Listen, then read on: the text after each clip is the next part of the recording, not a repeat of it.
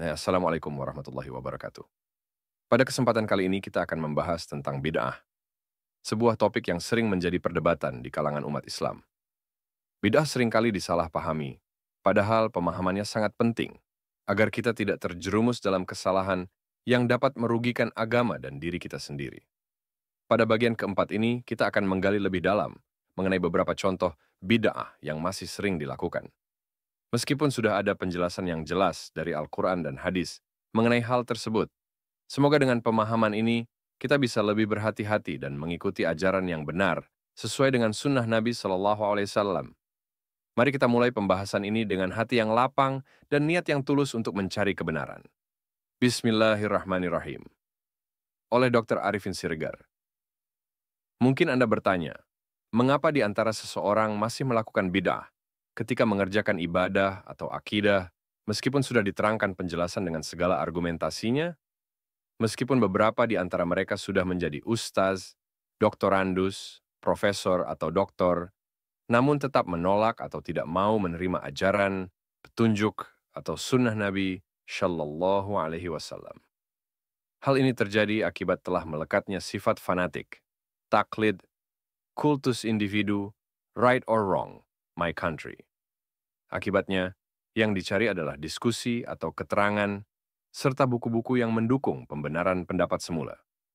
Sebaliknya, keterangan-keterangan atau argumentasi, buku-buku, dan dakwah-dakwah yang mencari kebenaran justru dihindari.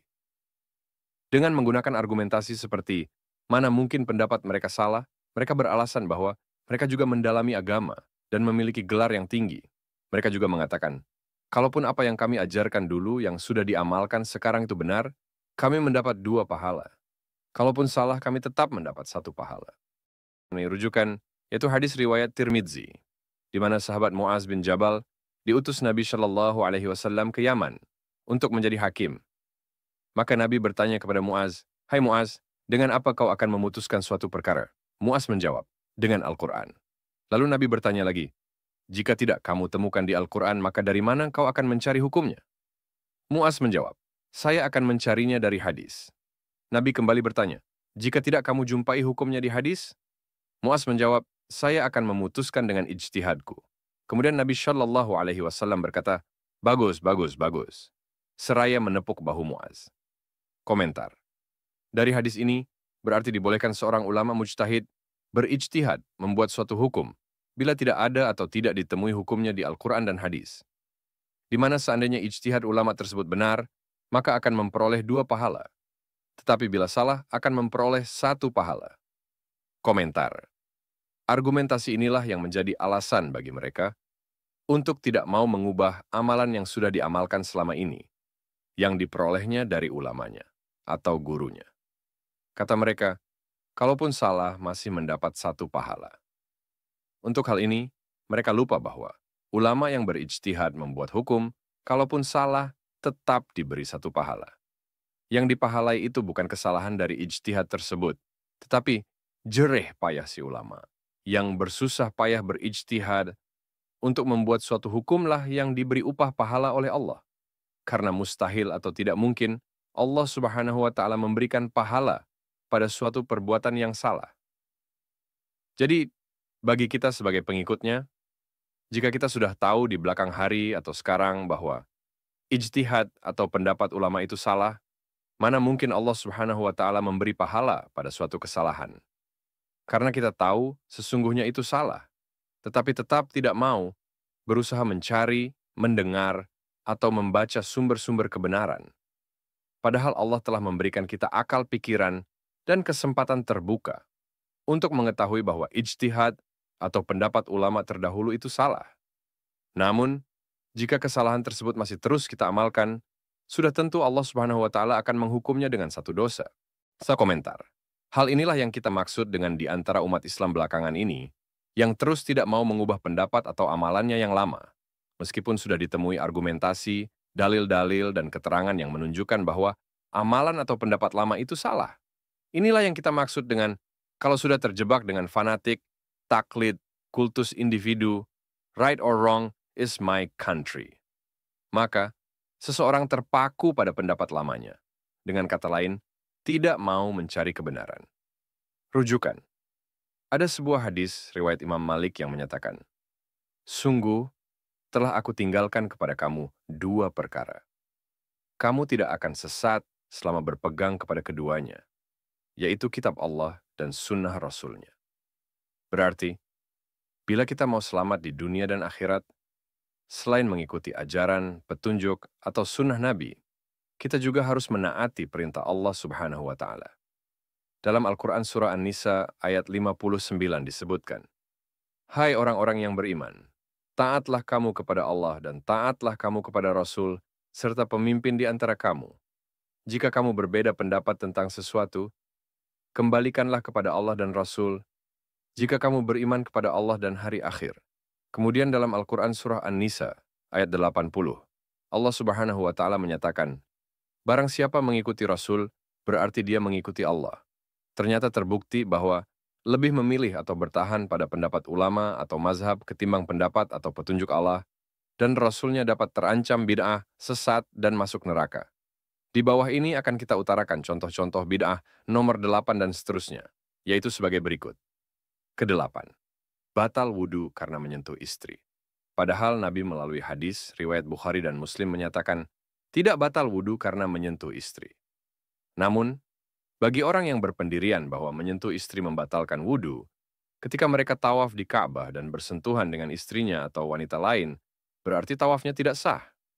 Untuk hal ini mereka beralasan bahwa saat tawaf mereka berpindah atau beralih pendapat yang dikenal dengan sebutan talfik, yaitu dibolehkan berpindah pendapat kepada pendapat yang menyatakan bahwa menyentuh istri tidak membatalkan wudhu. Memang, hal ini dibolehkan, yaitu berpindah pendapat kepada pendapat mazhab atau ulama yang lain. Komentar. Yang lucunya, yang menggelikan adalah, setelah kembali ke Indonesia, pendapatnya berubah lagi, menjadi menyatakan bahwa menyentuh istri membatalkan wudhu. Adapun, diperbolehkannya melakukan talfik atau berpindah pendapat kepada pendapat baru adalah dengan catatan bahwa pendapat baru tersebut harus terus diamalkan. Hal ini dilakukan karena menganggap pendapat baru tersebut benar dan sesuai dengan petunjuk Nabi. Namun, jika pendapat baru yang diamalkan ketika itu hanya sebagai bentuk talfik, tetapi setelah kembali ke Indonesia, ia kembali berpendapat bahwa menyentuh istri membatalkan wudhu, hal ini tidak dibenarkan. Hal tersebut dianggap tidak istiqomah, tidak memiliki pendirian tetap, dan plan-plan.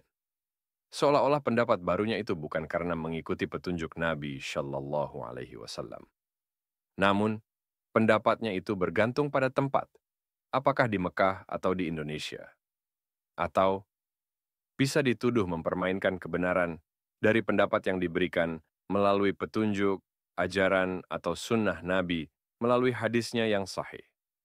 Hal ini berarti orang tersebut menganggap kebenaran bukan karena mengikuti petunjuk Nabi Shallallahu Alaihi Wasallam, melainkan karena menyesuaikan pendapat atau ajaran Islam itu dengan tempat di mana ia diamalkan.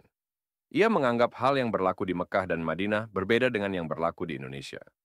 Seharusnya, jika sudah talfik, berpindah pendapat kepada pendapat Nabi, pendapat itulah yang harus dipegang terus-menerus.